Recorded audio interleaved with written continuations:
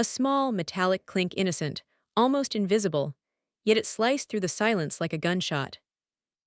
Alexander Sterling, hedge fund emperor, net worth $4.7 billion, did not freeze easily.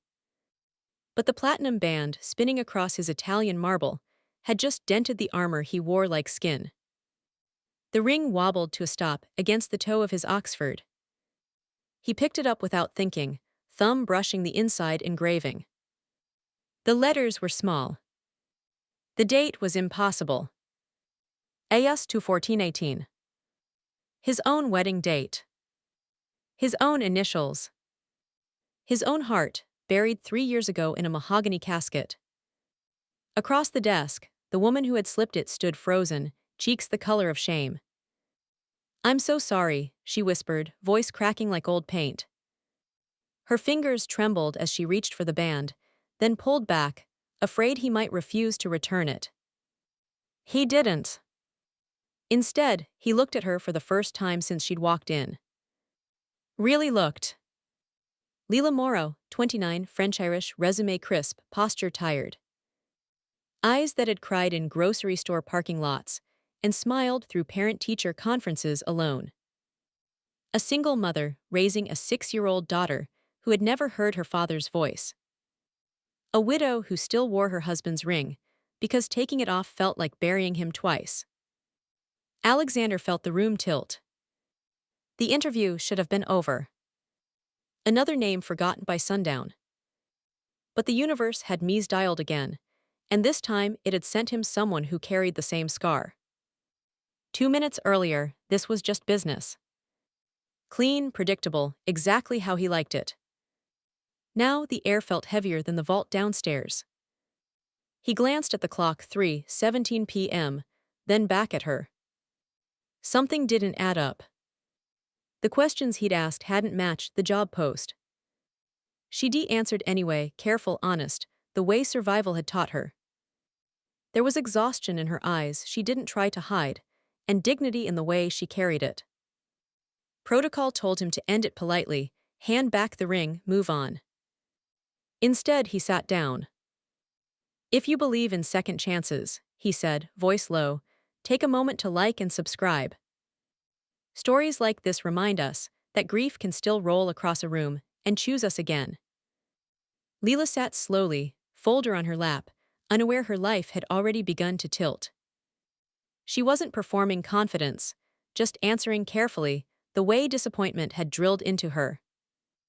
She had learned not to expect kindness in rooms like this. She was already bracing for the familiar ending. Alexander's assistant stepped in, tablet in hand, hesitation in her shoulders. "Scheduling error, sir. The candidate for the EA role is still downstairs." Ms. Moreau applied for the live-in nanny position. "Ms. Rooted call."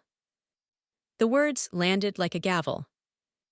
Emily's face changed, not to anger but to quiet embarrassment. She closed her folder, apologized for wasting time, thanked him and stood. The same calm she used when the school called to say the lunch account was empty. Alexander watched her reach the door. Every second that passed made the decision easier to avoid and harder to face. He could still let her leave and justify it without effort. Nothing in his calendar would change. Nothing in the company would falter. Only one person would feel the weight. At the elevator, she pressed the button, shoulders already preparing for the walk back to the bus stop. Behind her, his voice found her soft, almost broken. "Ms. Morrow, 1 more minute, please." She turned, cautious. He asked her to step back inside. "I still need a nanny for my niece." Different role, same building, live-in option. Salary doubled. Medical covered. 90-day trial. No romance clause, clean contract. "But I leave at 3:15 every day for my daughter's school pickup," she countered, chin high. He nodded once. "Deal." The assistant's eyebrows disappeared into her hairline. Alexander Sterling did not negotiate with nannies. Until today. Lila signed the temporary paperwork with steady hands, but inside she felt like stepping onto thin ice. At home, Sophie's backpack waited by the door, homework folders open. For the first time in months, the math didn't feel like panic. The household staff side-eyed the new ring lady. The driver muttered about favoritism. The 6-year-old niece hid Lila's platinum band in a cereal box to see if magic still worked.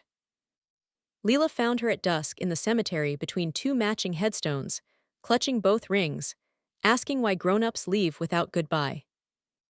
Alexander canceled his first board meeting in 12 years, knelt in the grass, and promised the little girl that some people come back as stories we carry. 90 days later, the Cochlear implant clicked on. The niece called Lila stand-in mom, and Alexander framed the voicemail transcript beside the music box, where 2 platinum circles now spin on a silver chain, ticking like a second heart that finally learned to keep going without breaking.